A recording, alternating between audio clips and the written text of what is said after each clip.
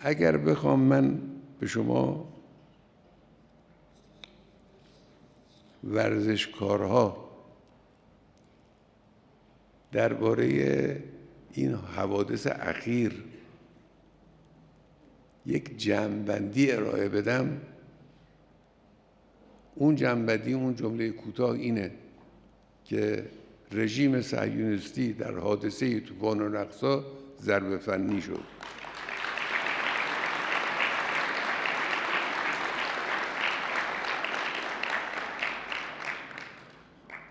یعنی حماس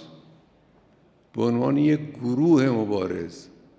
نه به عنوان یک دولت، نه به عنوان یک کشور با امکانات زیاد، به عنوان یک